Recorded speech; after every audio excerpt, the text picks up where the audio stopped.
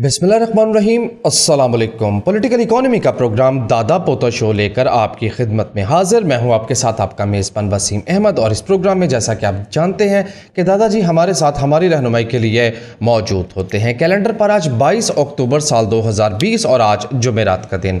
यकीनन तमाम तारीफ़ें उसी पाक परवरदिगार के लिए जो तमाम जहानों का रब है। नबी करीम सल्लल्लाहु अलैहि वसल्लम की ज़ात अक़दस पर लाखों करोड़ों अरबों खरबों दुरूद व सलाम।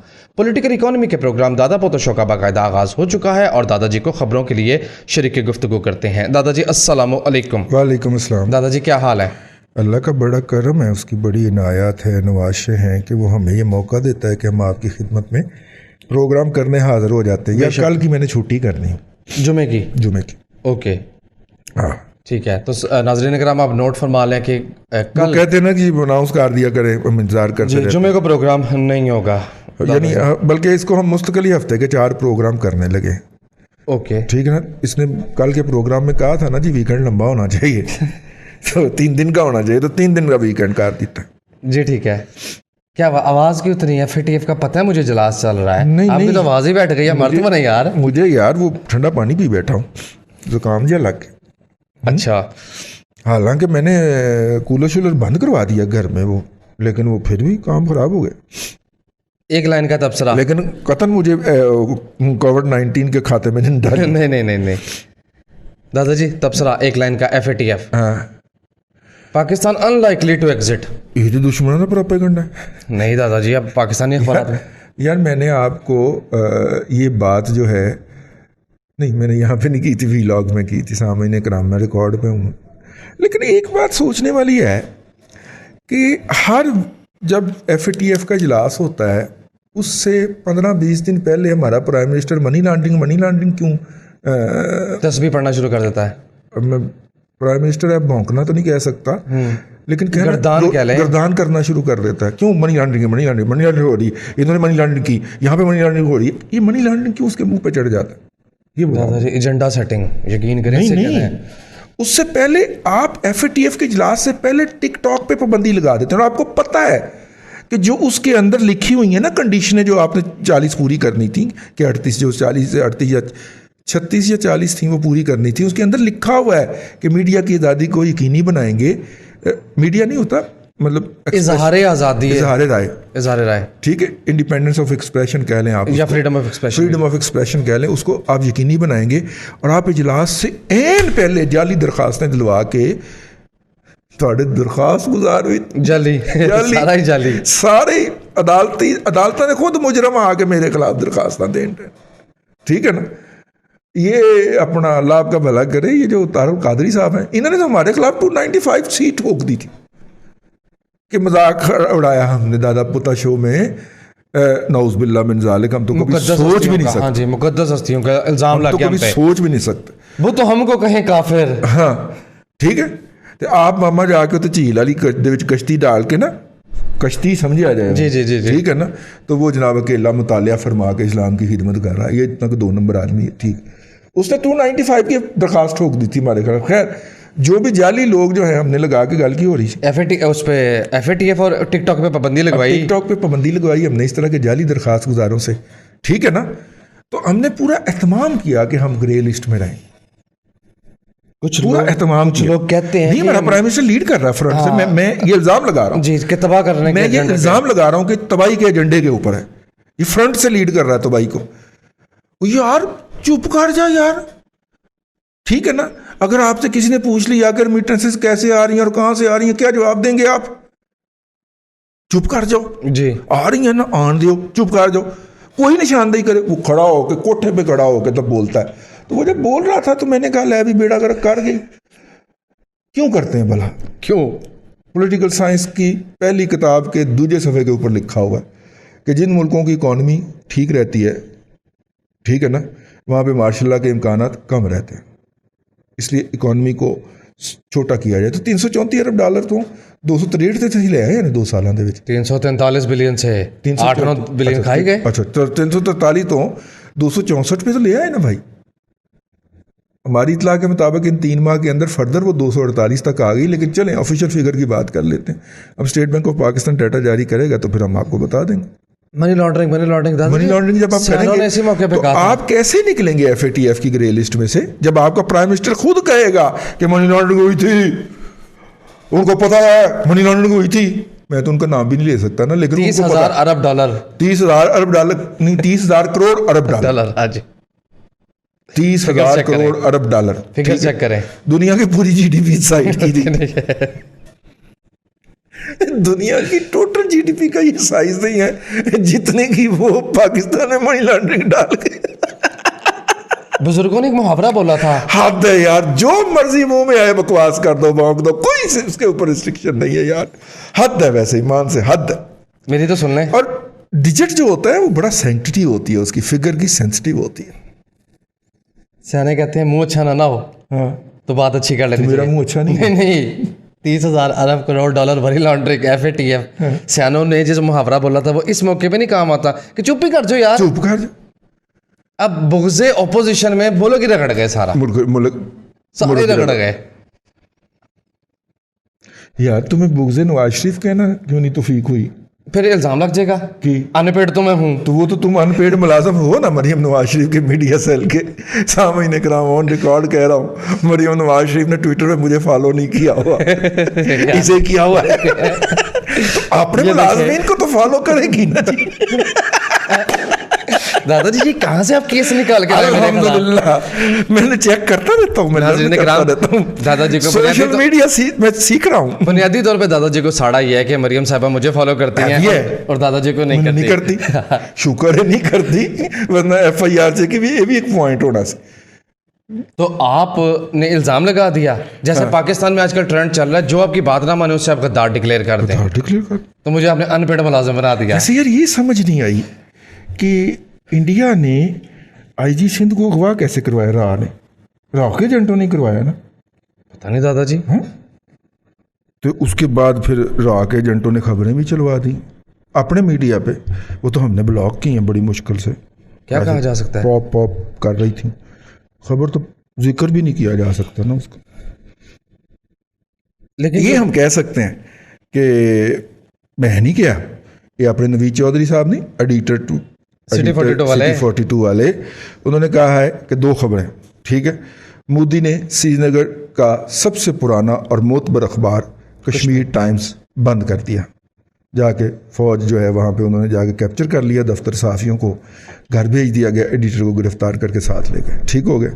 और दूसरी खबर क्या है, मीर शकील उर रहमान को जेल में सड़ते हुए 221 दिन हो गए, ठीक है। मीर शकील उर रहमान साहब को पिछले दिनों कोरोना हुआ था और उस कोरोना की बुनियाद के ऊपर उन्हें अस्पताल दाखिल किया गया था। अब ब्लैकमेलिंग भला क्या चलती है कि ए काम कर, नहीं तो तुम्हें वापस जेल भेज देंगे। और उनकी जेल का मतलब है उसकी जेल, अपना नैब की जेल, और नैब के तय खाने के अंदर कोई बाहर की खिड़की नहीं है, सफोकेशन बहुत ज़्यादा होती है और बंदे को पता नहीं चलता सांस नहीं आता कि दिन है कि रात है, ठीक है ना। हाँ, दोनों तरफ स्ट्रेटजीज एक जैसी चल रही हैं और आप मेरी बात एक ने मैं ये नहीं, ये तुमने क्यों कहा, तुम तो गद्दार साबित हो गए। मैंने दो खबरें पढ़ी हैं, वो कुछ उन्होंने भी तो सोचने दिया कर ना, उन्होंने इतने कोई, मेरा मतलब है कि कोई गोबर पर आया, नहीं अक्लमंद लोग ने, हमसे ज़्यादा अक्लमंद है दादाजी, हमसे ज़्यादा समझदार लोग हैं, हमसे इन्फॉर्मेशन लेके करोड़ों का प्रॉफिट कमाने वाले लोग हैं, तो उनको भी तो समझने दिया करें ना, बाकी तुझे खुद समझ जाओ। ऑरेंज लाइन ट्रेन का किराया मुकर्रर हो गया, अच्छा जी, एक तरफा किराया 40 रुपये माशाल्लाह, हुकूमत ने मुकर्रर कर दिया। वो उसका भी तो 40 रुपये ही कर दिया हुआ है ना उन्होंने, मेट्रो बस का जी, ये तो है। आगे चलें दादाजी, सोशल मीडिया को थोड़ी देर के लिए नज़रअंदाज करें और ख़बरें जो हैं वो और शामिल करें। क्या क्या ख़बरें आपके पास मौजूद हैं, वरना मैं तो फ्रंट पेज पे जो है वो लैंड कर दूंगा, जिससे फ्रंट पेज नहीं, खाइफ रहते हैं। फ्रंट पेज नहीं, एफएटीएफ तू ही कढ़िया सी, तो हूँ तू ही उन्होंने अगे टोर जी, बस ग्रे लिस्ट से निकलने का जो है नहीं सामान हो सका। और इंडियन मीडिया ने ये रिपोर्ट किया है कि पाकिस्तान 6 जो की रिक्वायरमेंट्स थी एफएटीएफ की, और ज़ाहिर है इंडिया ने तो रोना होता है हाफिज़ सईद का और मसूद अज़हर का, उनको फुलफ़िल करने में नाकाम रहा है। इंडियन मीडिया की जो कवरेज है इस मौजू पे वो खासी अग्रेसिव है, तंज़ वाली टोन उन्होंने इस्तेमाल की है। वैसे दुख की बात है कि हमूदुर रहमान कमीशन रिपोर्ट से लेके और एफएटीएफ की रिपोर्ट तक इंडिया में ही जारी होती है, और मज़ीद दुख की बात भला क्या है, आपने चुके जाना है। वो दुरुस्त भी साबित होती है। मुझे दुख होता है ना यार। आप कहे दादाजी। नहीं, मैं क्यों, मैं तो इस दुख का इजहार कर रहा हूँ एज ए जर्नलिस्ट कि हमें भी कोई स्कूप मिल जाया करे, कभी लोकल को जारी कर दें आप रिपोर्ट। चलिए आप कम से कम एबटाबाद कमीशन की रिपोर्ट जारी कर दें, फिर एबटाबाद, फिर कारगिल। मिसिंग पर्सन की रिपोर्ट जारी कर दें, ताकि हम भी तो कोई रिपोर्ट खबर देना इधर से। जी ठीक है। हमें तो आप ऐसी खबर देते हैं आईजी के अगवा की जिसकी हम मुझे अमेरिकी टीवी वाले से, रेडियो वाले से पीछे ही पे आ गए। ठीक है, अब तो रेडियो टीवी में कोई फर्क ही नहीं रहा, ऑनलाइन स्ट्रीमिंग भी होती है। मैं कहा ठीक है, आप चाहते हैं कि आप मेरी ऑबिचुअरी चलाएं यानी मेरे देहांत की आप खबर जो है वो नशर फरमाएं, इसलिए मैं तो भाई इस पे बात नहीं करता। दुनिया भर के अंदर थू थू हुई है, कुतिया कुतिया हुई है हमारी, डॉगी डॉगी कहते हैं दादाजी। इतने सख्त लफ्ज ना बोला करें। गंदम की पंजाबी में ही मुहावरा बनता है, गंदम के सपोर्ट प्राइस की शरह पर इख्तलाफ बरकरार और वफाकी काबीना के इजलास में काफ़ी गर्मा गर्मी जो है वो रिपोर्ट हुई है। मिनिस्टर्स के दरमियान भी महंगाई के मामले पर काफ़ी, जैसे हम आम जुबान में कहते हैं कि तकरार या तू तड़ाक जिसको कहते हैं, वो बहुत ज़्यादा काबीना में चल रही है। क्या बता दो जी? इस तरह की खबरों पे एतबार नहीं करना मेरा। अच्छा, रंगबाजी तो नहीं होती कहीं है? ये सारी कंपनी की मशहूरी के लिए होती है, रंगबाजी होती है, ठीक है ना जी। मतलब बेसिकली कंपनी की मशहूरी कर रहे होते हैं। ओके, कुछ नहीं, ये कह आप दिया इसमें से खबर निकाला करें ना कि नतीजा की निकला है। हाँ, कुछ भी नहीं, उल्टा महंगाई, नतीजा की कुछ भी नहीं। यानी कि आप इनडिसाइसिवनेस पे बैठे हुए हैं और इंपोर्ट आप नहीं होने दे रहे, ताकि अपने चमूनों को कह रहे हैं कि लुट ले जितना लुटिया जाता ही। 2400 रुपये मन पे आ गई ना गंदम जी, तो लूट ले जितना लूटा जा सकता। आटा 3200 रुपये मन पे चला गया। आप जब फैसला साजी के अंदर इस तरह की रंगबाजियां करेंगे और फिर ड्यूटियां लगाइया हुई ने हैं, वो तो सब तो वड्डी ड्यूटी देवे ना जो 2 अरब के प्रोजेक्ट 20 अरब की करप्शन कट मारदा है। हाँ जी, ठीक है ना। वो सबसे पहले देखें बड़ा काम हो रहा है, बुनियादी तौर पे इसे कहते हैं कि डिस्क्रीट प्रोपेगेंडा। ठीक है कि बाजार हम देख रहे हैं कि वो गवर्नमेंट की लिटरेशन कर रहे हैं, लेकिन आपके लाशऊर में एक बात डेवलप की जा रही है कि हुकूमत बड़ा काम कर रही है, बड़ा काम हो रहा है, बड़ा काम हो रहा है। भाई एक गंदम की सपोर्ट प्राइस जो कि प्राइस कमेटी का काम होता है और उसने फाइनल करके दे देना होता है, कबीना ने दस्तखत कर देने होते हैं, उसको आप प्राइस कमेटी से उठा के कबीना की मीटिंग में ले आए और लड़ी जा रहे हो, फैसला ही नहीं हो रहा। ठीक है ना जी। लेकिन मेरे पाकिस्तानियों, आपने घबराना नहीं, घबराना नहीं। सर्कुलर डेट जो है वो 30% बढ़ गया जी, 2.15 ट्रिलियन रुपीस, 2150 अरब रुपया हो गया है। करप्टों की हुकूमत तक, जहाँ पे बिजली भी सस्ती थी उस वक्त, बिजली इससे आधी कीमत पे थी जो अब है, उस वक्त ये सर्कुलर डेट जो था वो 1100 अरब रुपए का था। याद दहानी के लिए अर्ज कर रहा हूँ, लेकिन इसके अंदर अगर आप 350 अरब रुपया PSO का भी डाल लें जो कि सरकार ने देना है, ठीक है, NTDC से लेके नेशनल ट्रांसमिशन डिस्ट्रीब्यूशन कंपनी जी जी, जो IPP से बिजली खरीदती है और आगे डिस्ट्रीब्यूशन कंपनियों को देती है, NTDC के अगर जो है वो लाइबिलिटीज़ देखी जाए, उसको डाल दिया जाए तो ये 2400 अरब रुपए से ज़ायद हो चुका है। क्योंकि हम 1100 अरब रुपए वाला फिगर जो है उसमें NTDC और PSO की लाइबिलिटीज़ डाल के बात करते थे।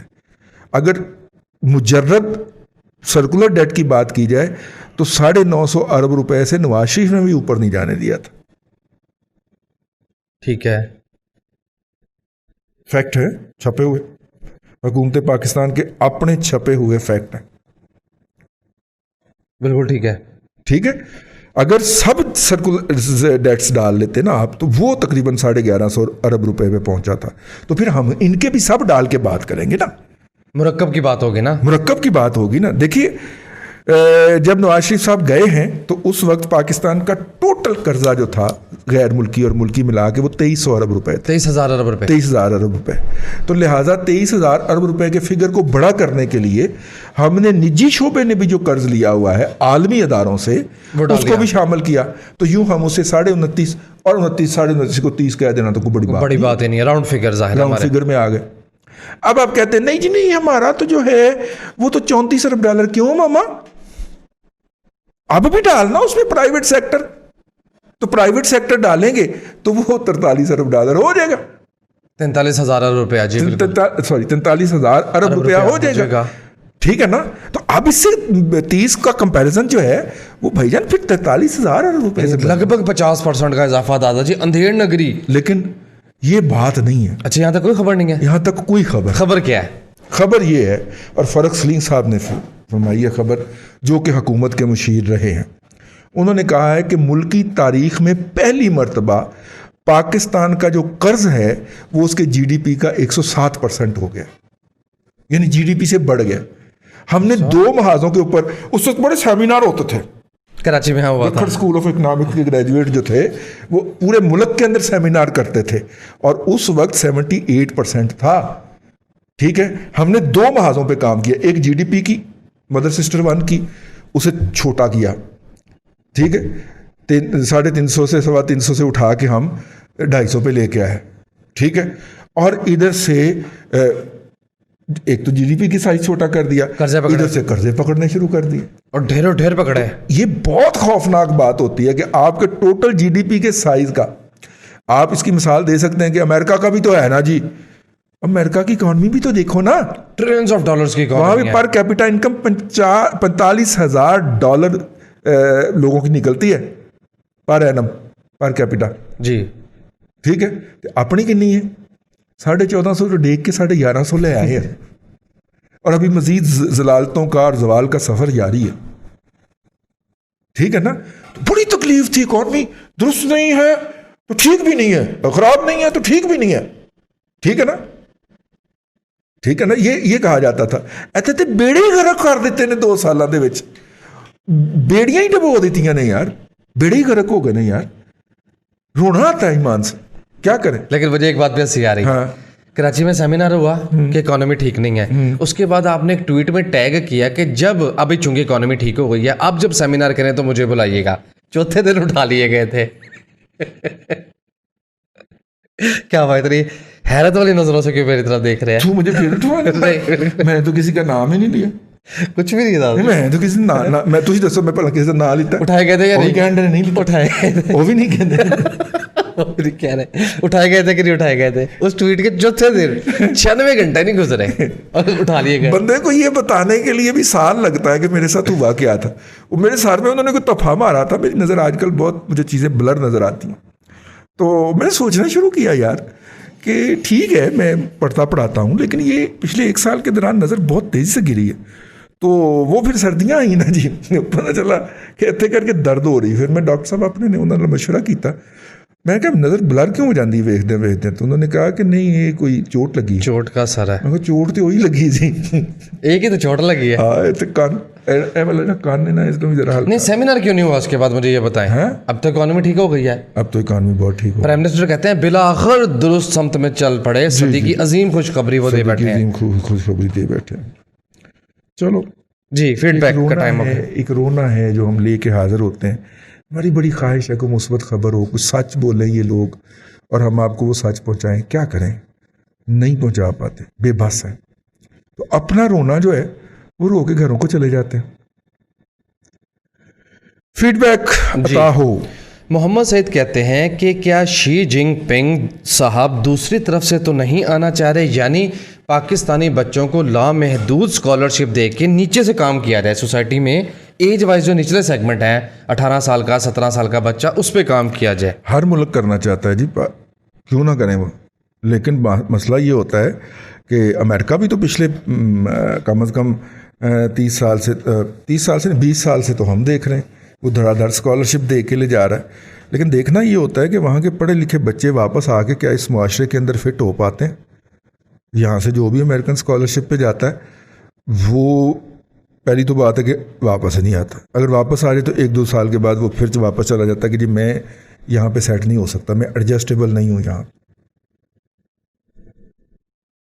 ठीक है ना जी। तो वो भी कर रहे होंगे, लेकिन मैंने तो अब तक ये देखा है कि जिस भी बच्चे को सजेस्ट करें कि बेटा आप उधर चले जाओ, वो आगे से नाक मुंह पर चढ़ाना शुरू कर देते, नहीं चाइना नहीं, को और दस।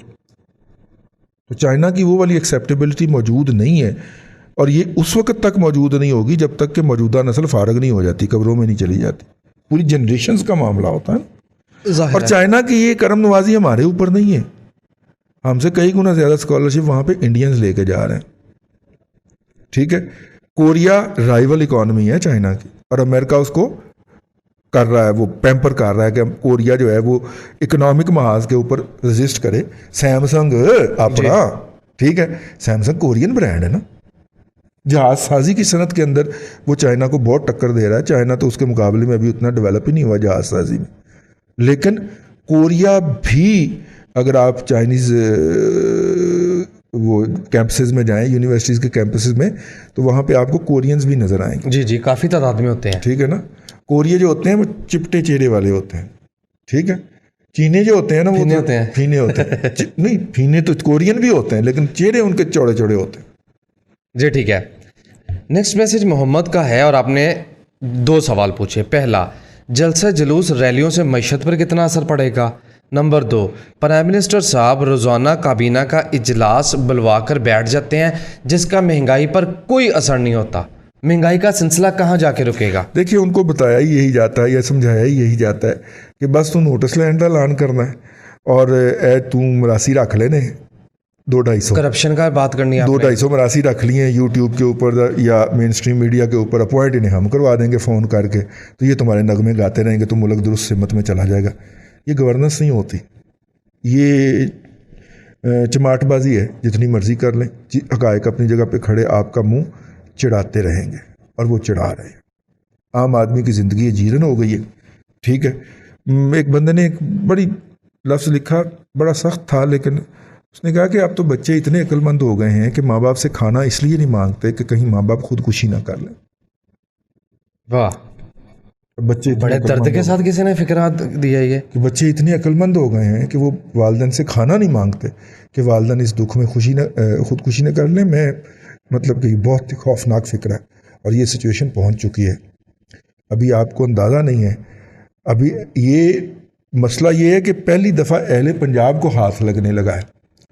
इससे पहले बाकी तीनों सूबों में हो चुका है। उनकी तो तसल्ली हो गई है। नहीं, हो चुका हुआ है उनके साथ। पिछले अपना अयूब मार्शल्ला से यही कुछ हो रहा है, कराची के साथ कर लें, इधर कर लें, 50 साल में। हाँ जी, 50 साल में पंजाब रह गया था। पंजाब रह गया था, तो वो अब पंजाब के साथ हाथ हुआ तो चीखें ज़्यादा निकल रही हैं। आबादी ज़्यादा है ना, तो चीखें भी ज़्यादा होंगी। जी ठीक है। ये फिक्रा किसका है वैसे बच्चों वाला? ये ऐसे किसी ने सोशल मीडिया पे भिजवाया था। ठीक है। यासिर न्याज कहते हैं ई फर्टिलाइज़र को थोड़ा थोड़ा ख़रीदते रहना चाहिए लंबी मुद्दत के लिए। यासिर साहब, आपके सवाल का जवाब है जी बिल्कुल, डिप पे ख़रीदना चाहिए, मौजूदा लेवल पे नहीं। गुज़िश्ता रोज़ उसका रिज़ल्ट आया, हर शेयर के पीछे 5 रुपये का खालिस मुनाफा उसने अपने शेयर होल्डर को दिया है। 60 रुपये वाला शेयर, 62 रुपये वाला शेयर 5 रुपये दे, इस वक्त मार्केट में ऐसी सूरत हाल नहीं है। जबकि PSO जैसे शेयर की EPS, आपने PSO का रिज़ल्ट देखा है दादाजी? फी शेयर EPS 23 रुपये का घाटा, 23 रुपये का लॉस जी, माइनस 23 रुपये। तो ऐसे में डिविडेंड देने वाला शेयर यकीनन मार्केट के लिए ब्लेसिंग है। और नेक्स्ट मैसेज, आपने नेशनल बैंक ऑफ पाकिस्तान के जो चेयरमैन साहब अपॉइंट हुए हैं, उनकी अपॉइंटमेंट का प्रोसीजर पढ़ा? नहीं, मैंने नहीं पढ़ा। सारी उम्र मेरे यार अबसार आलम के ऊपर इल्ज़ाम भोंकते रहे तुम कि वो अंडर मैट्रिक है और उसको चेयरमैन पैमरा लगा दिया है। उसने MSc की हुई है, MS किया हुआ है, जो कि पाकिस्तान के मुताबिक MPhil के बराबर होता है, और वो भी अमेरिकन यूनिवर्सिटी से। ठीक है, घटिया लोगों। और ये जो चेयरमैन उस्मानी अपॉइंट किया है तुमने नेशनल बैंक ऑफ पाकिस्तान का, उसके लिए मेरिट नीचे लाया गया। वो भला की है जी, फिजिक्स के अंदर MSc की हुई है मसूफ ने, और बैंकर लग गए, और बैंक के सरबराह लग गए, कौमी बैंक का सरबराह लग गया वो लुटेरा, और उसका इंटरव्यू भी नहीं हुआ। वो असद उमर ने कहा मैंने स्काइप पे उससे गुफ्तगू कर ली थी। तो मुझसे भी कर ले। हद है यार, बेशर्मी भी कोई इंतहा होती है। यानी कौमी बैंक जिसने पूरी इकॉनमी को लेकर चलना होता है, आपको पता है ना कि कौमी बैंक का सरबराह कहाँ कहाँ जाता है, प्राइम मिनिस्टर के साथ, मिनिस्ट्री ऑफ फाइनेंस के साथ पॉलिसी मेकिंग में बैठता है वो। ठीक है, वो एक फिजिक्स ग्रेजुएट है, हालांकि मेरिट के अंदर लिखा हुआ है कि उसे इकोनॉमिक्स का अकाउंटिंग का ग्रेजुएट होना चाहिए। जी जी, ठीक है, इन तमाम के ऊपर कंप्रोमाइज हुआ है, तो पैकेज कितना है होता? कितना? समझ लो उन्ना की है जिन्ना कि सी पैक दे उसका तो 35 लाख है। नेड़े तेड़े ही किते। दादाजी नेशनल बैंक का जो सरबराह है वो तमाम बैंकों के सरबराहान के लिए एक रोल मॉडल होना चाहिए जी क्या ये बात दुरुस्त है कि नहीं है? बिल्कुल है। क्वालिफिकेशन के एतबार से, एक्सपीरियंस के एतबार से और अपनी शख्सियत के इतनी एतबार से। 2 नंबरी, इतनी वड्डी 2 और वो भी दिन दिहाड़े। और लोगों ਨੂੰ तो ताने मार दियो तुसी। हाय हाय 8 अरब देते मेट्रो बना दूंगा। तारीखी फिक्रा में फरमाया यार। असद उमर को तो देख के अब मुझे घिन आना शुरू हो गई है यार। इतना घटिया और झूठा शख्स मैंने अपनी जिंदगी में नहीं देखा। पता नहीं कारपेट के शोबे ने इसको कैसे अफोर्ड किया था। वैसे भला क्यों भला क्यों जी। मैं इसीलिए कहता हूं कि बच्चों को पढ़ने के लिए बाहर भेजें, उन्हें इंसानी कदरों का पता चले, उन्हें वैल्यूज का पता चले। हमारे बच्चे गए हैं या जाते हैं, वो हमें बताते हैं कि हॉस्टल में किसी खिड़की को, किसी दरवाजे को ताला नहीं होता कि यहाँ पे आप चीज़ें रख के ताला लगाएंगे। कहते इसकी ज़रूरत क्या है? क्यों? चोरी का कॉन्सेप्ट नहीं है। चोरी का कंसेप्ट ही नहीं देने देते वो बच्चे को। हमारे बच्चे जाते हैं, 1-2 दफ़ा चोरी भी करते हैं, फिर कैमरे लगे होते हैं, फड़े भी जाते हैं, बेइज्जत भी होते हैं, फाइन भी होते हैं, फिर सीख जाते हैं। कईयों को फारग भी किया जाता है, फिर उनके रवैये मोल्ड हो जाते हैं, ठीक हो जाते हैं। लेकिन इसका असद उम्र से क्या ताल्लुक है? ये बाहर नहीं ना गया पढ़ने के लिए। IBA में इसे MBA करके तो साढ़े पल्ले पै गया। इतने करोड़ तनख्वाह लेता था, माया मर गई मड़ियां तो लेंदा सी। 100 अरब रुपए का खसारा करके एंगरों ਨੂੰ ਉਥੋਂ ਦੌੜਾਇਆ। ਉਹਨਾਂ ਨੇ ਕਿਹਾ ਭਾਈ ना रिजाइन करोगे या फायर करिए, ठीक है ना। तो मसूफ ने इस्तीफा लिख दी। इन्नी को कहा सी, लेकिन अब इतना झूठ बोलता है यार कि मुझे तो घिन आना शुरू हो गई। मैंने तो उसकी ट्वीट भी नहीं पढ़ता अपना ब्लड प्रेशर नॉर्मल रखने के लिए। मैं तो उसकी ट्वीट भी नहीं देखता यार। अच्छा डुपर यार 46 रुपए पेट्रोल और 8 अरब की यानी पेट्रोल। जो शख्स का विजन ये हो कि वो हैंडपंप का इफ्तिताह करने पहुंच जाए यार, वो रस्तू काहे का हुआ, ठीक है ना। जिसका विजन टोटली ये हो, आज हथे चढ़ गया पुत्र है, जिसका टोटल विजन ये हो, उसके हवाले हमने 22 करोड़ लोगों की मईशत कर दी है। और जिस चवल को ये बताने वाला कोई नहीं है कि अब हैंडपंप का दौर गुजर गया। और यार अब सोलर से चलने वाले नलके लगते हैं दूर दराज इलाकों में ही, और शर्म नहीं आती तो इंडिया ही पे देख ले, चोलिस्तान के अंदर वो सबमर्सिबल पंप जो होते हैं जी, वो चलते हैं, वो लगते हैं यार। डोंकी पंप मैंने इसलिए नहीं कहा कि वो डोंकी राजा भी है ना। अच्छा खैर चले उन्होंने डोंकी राजा फिल्म बनाई सी ना हाँ जी। 221 दिन हो गए अंदर है बगैर किसी इल्जाम के, बगैर किसी FIR के, और सुप्रीम कोर्ट उसकी बेल नहीं ले रही यार। काहे की सुप्रीम कोर्ट और काहे की हाई कोर्ट यार, हर पेशी पे कह देती है सुप्रीम कोर्ट फलाना डॉक्यूमेंट ले आयो, नहीं ले आए, लो जी 3 हफ्ते के लिए डेट डाल दी। नैब को पूछती है फलाना डॉक्यूमेंट आया, नहीं आया, चल नैब को डेट डाल दी। यार क्या ड्रामा लगा हुआ है इस मुल्क के अंदर यार। दुनिया के चंद एक बड़े मीडिया हाउसेस में शुमार होता है जंग ग्रुप का, और उसका मालिक, ठीक है, उसको हमने 221 दिन से कमरे में बंद करके रखा हुआ है। कोई उसके खिलाफ FIR नहीं है, कोई उसका जुर्म नहीं है, जुर्म है तो रेफरेंस नहीं है, और रेफरेंस से पहले दुनिया के किसी कानून में गिरफ्तार अना की भेंट चढ़ गया बेचारा, ठीक है। तो ये सूरत हाल है जी। वाइंड अप कीजिए जल्दी से करते हैं। अजान भी हो गई है। अल्लाह ताला सबको आज़ादियाँ, अब तो ज़हन से निकलता है आज़ादियाँ अता करे, लेकिन क्या करें, अल्लाह सबको आसानियाँ अता करे और आसानियाँ लोगों में तकसीम करने की तौफीक अता करे। आमीन। दादाजी बेहद शुक्रिया। नाज़रीन कराम, पॉलिटिकल इकोनॉमी का प्रोग्राम दादा पोता शो आप देख रहे थे। ये था आज का दादा पोता शो। मैं उम्मीद करता हूँ कि आज का दादा पोता शो आपको पसंद आया होगा। कल यानी जुमे को दादा पोता शो पेश नहीं किया जाएगा। हफ्तावार तातील के बाद इंशाअल्लाह अज़ीज़ आपसे मुलाकात होगी पीर को। तब तक के लिए अल्लाह हाफिज़।